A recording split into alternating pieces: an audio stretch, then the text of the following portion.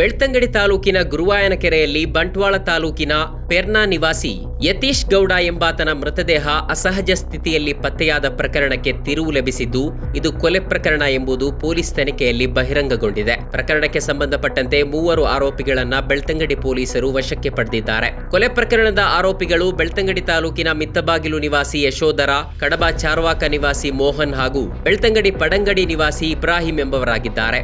June 1ರಂದು ಬೆಳಿಗ್ಗೆ ಬಂಟ್ವಾಳ ತಾಲೂಕಿನ ಪೆರ್ನೆ ನಿವಾಸಿ ಯತೀಶ್ ಎಂಬಾತನ ಮೃತದೇಹ ಬೆಳ್ತಂಗಡಿ ತಾಲೂಕಿನ ಗುರುವಾಯನಕೆರೆ ಅಲಾದಿ ಕೊಟ್ಟಿಗೆ ಬಳಿ ಇರುವ ಶ್ರೀದೇವಿ ಕಾಂಪ್ಲೆಕ್ಸ್ ಆವರಣದಲ್ಲಿ ಪತ್ತೆಯಾಗಿತ್ತು.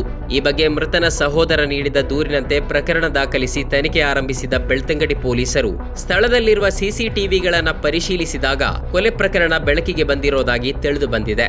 ಸ್ಥಳೀಯ ಕಟ್ಟಡದ ಸಿಸಿ ಕ್ಯಾಮೆರಾದಲ್ಲಿ ಜೂನ್ 1ರಂದು ಬೆಳಗಿನ ಸಮಯ ಯತೀಶನಿಗೆ ಬೆಳ್ತಂಗಡಿ ಮಿತ್ತಬಾಗಿಲು ನಿವಾಸಿ ಯಶೋಧರ, ಕಡಬ ಚಾರ್ವಾಕ ನಿವಾಸಿ ಮೋಹನ್ ಹಾಗೂ ಬೆಳ್ತಂಗಡಿ ಪಡಂಗಡಿ ನಿವಾಸಿ ಇಬ್ರಾಹಿಂ ಎಂಬವರು ಸೇರಿ ಹಲ್ಲೆ ಮಾಡುತ್ತಿರುವ ದೃಶ್ಯಗಳು ಸೆರೆಯಾಗಿವೆ. ಆರೋಪಿಗಳ ಹಲ್ಲೆಯಿಂದ ಯತೀಶ್ ಮೃತಪಟ್ಟಿರೋದಾಗಿ ಮೃತನ ಸಹೋದರನು ಅನುಮಾನ ವ್ಯಕ್ತಪಡಿಸಿದ್ದು ದೂರು ನೀಡಿದ್ದಾನೆ. ಪ್ರಕರಣದ ಬಗ್ಗೆ ಮಾಹಿತಿ ತಿಳಿದು ಘಟನಾ ಸ್ಥಳಕ್ಕೆ ದಕ್ಷಿಣ ಕನ್ನಡ ಜಿಲ್ಲಾ ಪೊಲೀಸ್ ವರಿಷ್ಠಾಧಿಕಾರಿ doctor Arun Kumar, additional SP Anil Kumar Bhumareddy, Belthangady ಉಪವಿಭಾಗದ DYSP Rohini CK, Belthangady sub inspector Sikandar Pasha ಮತ್ತು ತಂಡ, ಸೋಕೋ ತಂಡ ಹಾಗೂ ಇತರ ಅಧಿಕಾರಿಗಳು ಆಗಮಿಸಿ ಪರಿಶೀಲನೆ ನಡೆಸಿದ್ದಾರೆ. ಬೆಳ್ತಂಗಡಿ ಪೊಲೀಸರು ಹಿರಿಯ ಅಧಿಕಾರಿಗಳ ಮಾರ್ಗದರ್ಶನದಲ್ಲಿ ತನಿಖೆ ಮುಂದುವರಿಸಿದ್ದಾರೆ. ಯತೀಶ್ ಯಾಕೆ ಇಲ್ಲಿಗೆ ಬಂದಿದ್ದಾನೆ, ಹಲ್ಲೆಗೆ ಕಾರಣವೇನು ಮತ್ತು ಕೊಲೆಗೆ ಕಾರಣವೇನು ಎಂಬ ಬಗ್ಗೆ ಇನ್ನೂ ಸ್ಪಷ್ಟವಾದ ಮಾಹಿತಿಗಳು ಹೊರಬರಬೇಕಾಗಿದೆ. ಪೊಲೀಸರು ಹೆಚ್ಚಿನ ಮಾಹಿತಿಗಳನ್ನ ಕಲೆ ಹಾಕುವ ಕಾರ್ಯ ಮಾಡುತ್ತಿದ್ದಾರೆ. ಯತೀಶ್ ಅವರು ವೆಲ್ಡಿಂಗ್ ಕೆಲಸ ಮಾಡ್ತಾ ಇದ್ರು.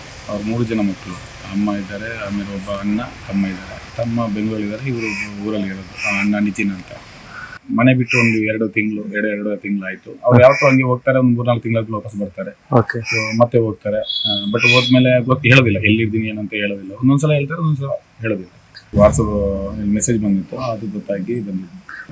ಪೊಲೀಸರು ಏನು ಹೇಳೋದಂತ, ಯಾರು ಹೊಡೆದಿರೋದಂತ ಗೊತ್ತಿತ್ತು ನಮಗೆ. ಬಟ್ ಏನಂದ್ರೆ ಪೊಲೀಸರು ಆಮೇಲೆ CC ಕ್ಯಾಮೆರಾ ತೋರಿಸಿದ್ರು.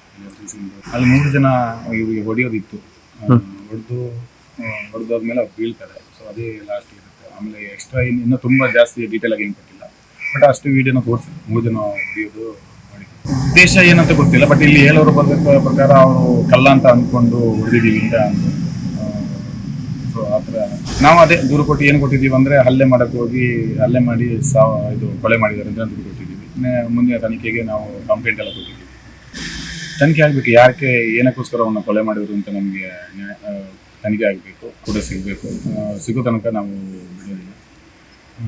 ನೋಡೋ ಇನ್ನು ಮುಂದೆ ಏನಾಗುತ್ತೆ ಅಂತ. ಇನ್ನು ಮಂಗಳೂರಿಗೆ ಇವಾಗ ಬಾಡಿನ ತಗೊಂಡು ಹೋಗ್ಬೇಕು.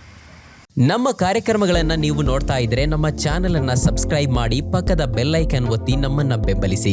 ಹಾಗೆ ನಮ್ಮ ಕಾರ್ಯಕ್ರಮಗಳನ್ನ ಲೈಕ್ ಮಾಡಿ, ಕಮೆಂಟ್ ಮಾಡಿ, ಅದನ್ನ ಬೇರೆಯವರಿಗೂ ವಾಟ್ಸ್ಆಪ್ ಮೂಲಕ ಶೇರ್ ಮಾಡಿ. ನೀವು ಹೀಗೆ ಮಾಡಿದಾಗ ನಮ್ಮ ಚಾನೆಲ್ ಮತ್ತಷ್ಟು ಜನರಿಗೆ ತಲುಪಲು ನೀವು ನಮ್ಮೊಂದಿಗೆ ಸಹಕರಿಸಿದ ಹಾಗಾಗುತ್ತೆ. ಇದು ನೀವು ಯಾವುದೇ ಖರ್ಚಿಲ್ಲದೆ ಕೆಲವೇ ಸೆಕೆಂಡುಗಳಲ್ಲಿ ನೀಡಬಹುದಾದ